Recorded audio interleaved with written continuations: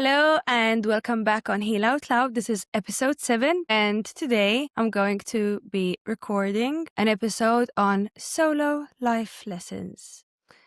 And drumroll, please.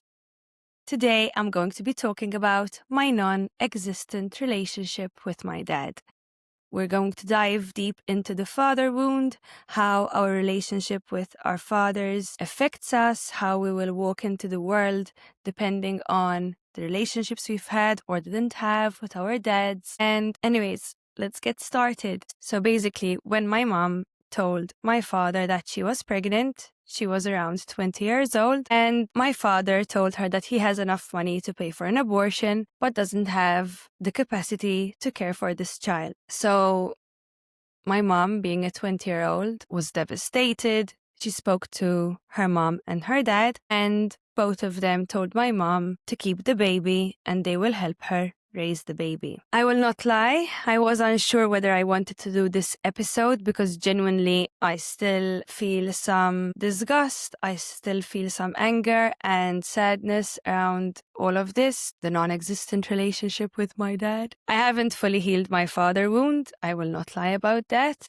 I didn't even know I had a father wound. Maybe I couldn't even admit it to myself that I had a father wound, let alone heal it. But I will live up to my podcast's name. It's time to heal out loud. Although it was around 2 years ago when I started noticing and realizing that, yes, listen, I might have a father wound. It was only recently where it fully landed that I actually do. I was out with my best friend and her dad. They were grieving heavily the death of a loved one, and I take this moment to say a little prayer for her. She was such a dear lady, sweet lady, an amazing soul.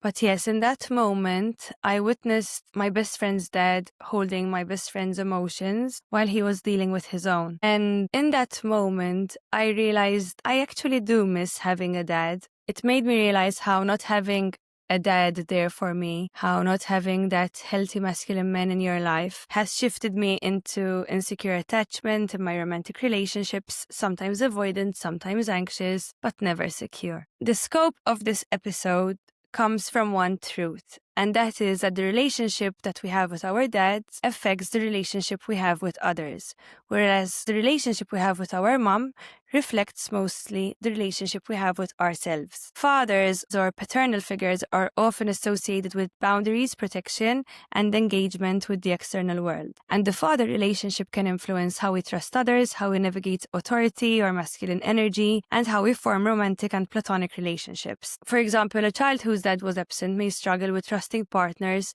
or seeking approval from others. A child whose dad was engaged may feel more secure in social and romantic relationships. Let's go back to my dad. I never had my dad in my life. I had father figures whom I really loved and adored. For example, one of them was my grandpa. But unfortunately, when I was 6 years old, I lost my grandpa to cancer. From a very young age, I started looking at men as if they were all flawed. Although I loved my grandpa dearly and deeply, I was sad that he did not take care of my grandma properly. Apart from building these beliefs from what I was seeing around me, it was also listening to my mom, how she spoke about men, and of course she had her valid reasons why. Anyways, whenever I asked my mom about my dad, she told me that I don't have a dad. And to be honest, when I was a kid, I didn't miss my dad. I didn't miss having a dad because I didn't know what it feels like to have a dad. I missed my mom deeply whenever she left, and she was the only person I longed to have at home. But of course, as a kid, I did have my moments where I felt saddened by the fact that I didn't have a dad. At school, kids used to ask me how come my dad never showed up, where my dad was, and I would invent so many theories. Either that he passed away, or that he's abroad, or that he's working overseas.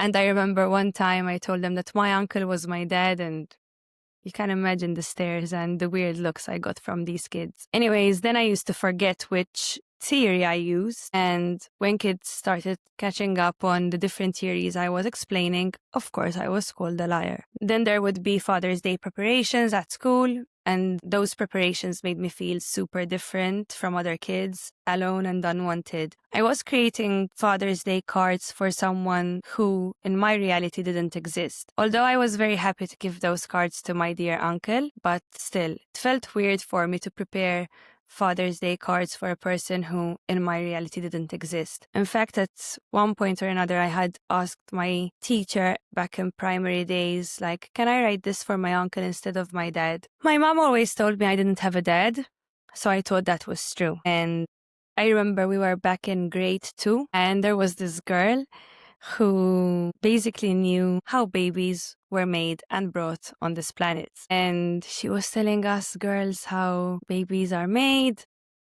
And I kept telling her that she was wrong, that you do not need a female and a male to have a kid, that some females receive a random baby in their belly. But she kept insisting that I was wrong. Then we had our science lesson, and yes, we had science for kids at grade 2. And I remember when the science teacher came in, I was like, Miss, can you tell girl that she's wrong and I'm right, that you don't need to have a male and a female to have a baby? And guys, that's when my whole world came crumbling down, genuinely. I was a 7-year-old who viewed my mom as though she was a goddess, as if she was always right. She always told me not to lie and that we will never lie to each other. So I thought that she was always honest to me, the same way I was always honest. In that moment, when I suddenly realized that my mom wasn't what I thought she was, I felt like fire running through my whole body. I felt shame, and I felt like such a fool in front of the class. Then the school day was over and I had to go home, and there was both my mom and my nana, and genuinely I didn't want to speak to either one of them. I felt disgust thinking of my mom and my grandma sleeping with a man, because they were so pure in my eyes. Being a kid, I couldn't bear the thought that they had lied to me. Yes, that was a tough moment in my childhood.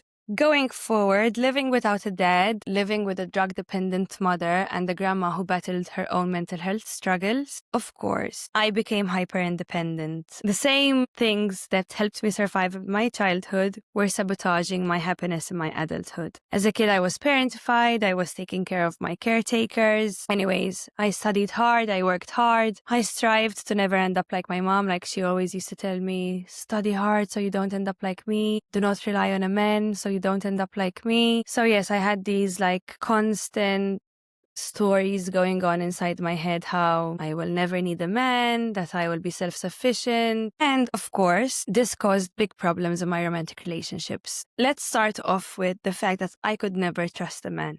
Like genuinely, I had these limiting beliefs about men, that they were all a-holes, they were all nasty, they all want one thing, that they will end up hurting me. I wanted a relationship because I felt that that was the only place I could get love. Not that I didn't get love from my mom and my grandma, but it wasn't the only type of love I needed. Basically, I wanted more than what they could give. Of course, back in the day, I didn't know that you need to love yourself first, that a relationship is not going to fix you, that going into a relationship with that mindset is actually going to ruin the relationship. But that's the truth. Back in the day, I thought being in a relationship would make me feel whole. And as I explained earlier, I had so many limiting beliefs about men. Basically, for the ones who are watching this on YouTube and not listening to this on Apple Podcasts or Spotify, we had this joke when I was still around 4 years old where my family used to ask me, Nikki, what do we do to boys and men? And I would reply by doing this. And of course, it was something my mom had taught me, I guess. But yes, I had so many limiting beliefs about men, that they're not trustworthy, that they're all the same, they're all a-holes, that they will ruin my life. And sorry to all the amazing men in my life, friends, uncles, my friends, dads, people I met along the way. I'm sorry, I'm just talking about the limiting beliefs I had growing up.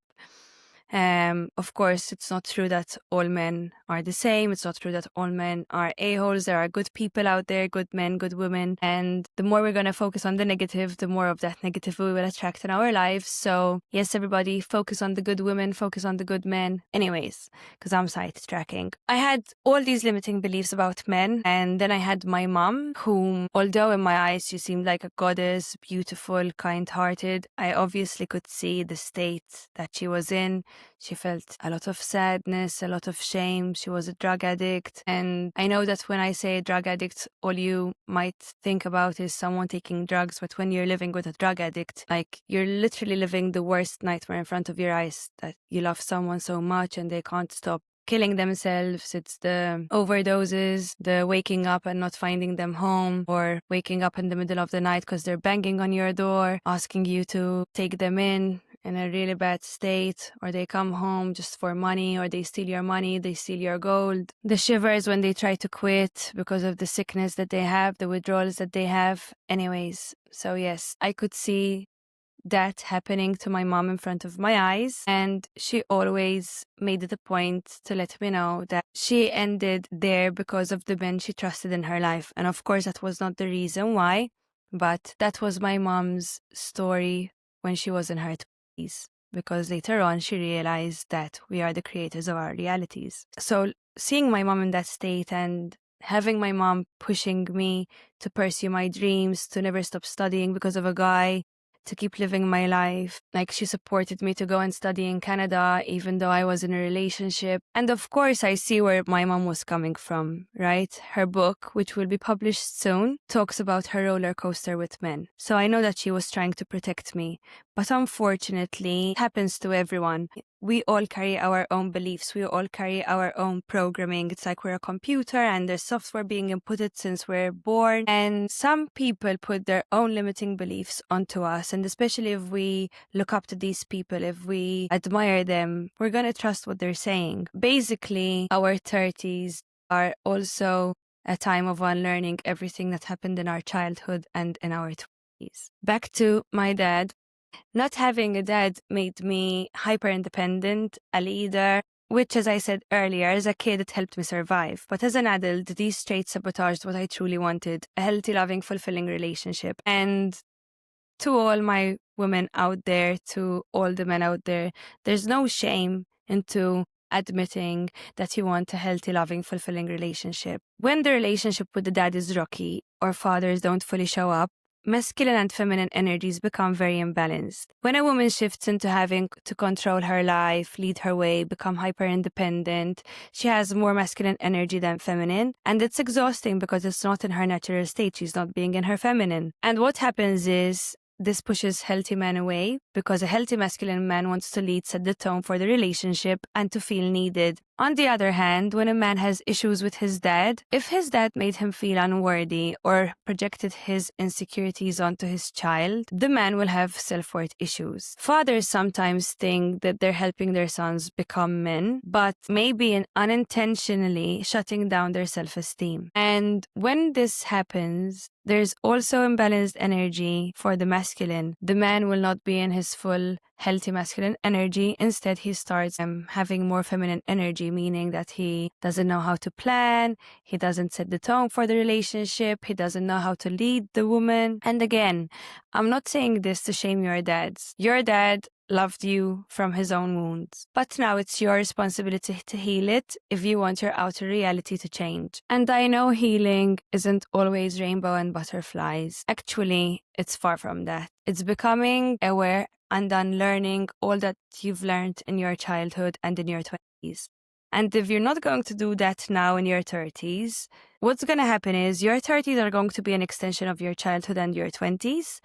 And by your 40s, you're going to hit a midlife crisis, because by your 40s, you will know how everything is going to span out. That there will be butterflies in the beginning of a relationship, but they won't last, and you will know that. And that the same pattern will be repeated again and again. And that's how life then in your 40s becomes so dull, so boring. Ugh, why am I even alive? Real quick, before we dive back in, if you have no idea where to start on your inner child healing journey, take my free quiz. What is your inner child archetype? You'll discover which version of your inner child is running the show for you, and you'll get personalized tips and suggestions so you can start applying right away. Just head over to my Instagram or TikTok, Evolving with Nicole, and you'll find the link to the quiz right in my bio. So, this episode is my truth. My father wound shaped me, my relationships, and my life, but it is my responsibility to heal it. And the same goes to you. Understanding this is not about blame. It's not about pointing fingers at your dad or, oh, it's his fault that I'm this way. It's about reclaiming your power, healing, and building the relationships you actually want. Pointing fingers at your dad, and if you're going to keep on blaming him, and if you had a very rocky relationship with your dad, you need to see it as this. So you've already had a shitty childhood because of the relationship you've had with your dad, right? And now you're going to let that father wound to continue recreating the same bad relationship you've had with him, but with the woman of your dreams or with the man of your dreams. It's all about, like, when you act from this space, you act from this space because you think that you do not have any power, you know? And I want this episode to close off with this. You are powerful. You have what it takes to create the reality of your dreams, the relationship of your dreams, and the life of your dreams. And yes, I am pretty sure you're very hurt by certain things that happened with your dad. Or maybe you think that your dad was the perfect person on this planet, so you don't even have the awareness of his wrongdoings and how they shaped your life. And again, admitting that your dad was not the perfect man on this planet doesn't need to come with shame, doesn't need to come with guilt, because none of us are perfect, and your dad was doing life for the first time too. And yes, definitely there are things that he could have done better. So for the ones who are trying to protect their dad still, it's time that you realize that, listen, my dad is human just like me. He was doing life for the first time just like me. And yes, he's hurt me in ways that have shaped who I really am. But now it's my responsibility to heal. For the other ones who are constantly blaming their dad and using the relationship they had with their dad as an excuse to keep making other people's lives a living hell, it's time that you own up to your bull. Our parents have made mistakes. Our parents didn't have all the resources available to them that we have now. We are so lucky we are in this day and age where there's a lot of information on how we can heal and to help us have awareness. And yes, sometimes it's a bit too much. Sometimes it's one person says that, another person says that, and the therapist says that, and that coach says that. So just follow whatever you like, but start building the awareness. Start by forgiving yourself, start by forgiving your dad. And of course, it's not always that easy. As I started this podcast, I told you I haven't healed my father wound fully, and I haven't forgiven my father fully either. And I don't know if I ever will. But one thing I know for sure is that if I'm going to carry hate and anger towards my dad, it's only going to harm me, not him. If I'm going to keep on recreating the same non-existent relationship I had with my dad, I'm going to carry those wounds into every other relationship I am going to have. And one of my desires is to eventually be in a healthy, loving, fulfilling relationship with a healthy, masculine man. So if I'm going to keep on focusing on what an unhealthy man my dad was, I'm going to attract more of that. So, drum roll. Bottom line of this episode is, it's time to wake up. It's time to open your eyes. It's time that you become aware. It's time that you forgive yourself, you forgive others, and it's time to start unlearning what you've learned in your childhood and in your 20s. And you can do this. Your brain is going to tell you healing is not possible for you. Others are just luckier, but they don't know what a bad relationship I've had with my dad, how many times he called me names, how many times he's hit me, how many times he's done this and that. And trust me, I know. I work with clients who've been through hell and back with their dads. I've worked with clients who thought that their dads was the perfect guy on this planet, and then through the inner child healing, we started seeing some things that actually hurt my clients growing up. And they still have a beautiful relationship with their dad today, but at least we've reparented their inner child to give them what their dad couldn't give them at the time. So when your brain is trying to make you think that you're this special person that you will not heal, I'm sorry to break it to you. You're not special. I'm not special. No one's special. We're unique. Yes, we're all unique, but we're not special. Healing is possible for everybody. It's just you need to decide. The way you're feeling right now doesn't feel nice. And when you're going to start your healing journey, it's not going to feel nice either. So you're going to decide which not feeling nice you want to feel. But if what you've been doing until now hasn't been working, what's there to lose to try a different approach?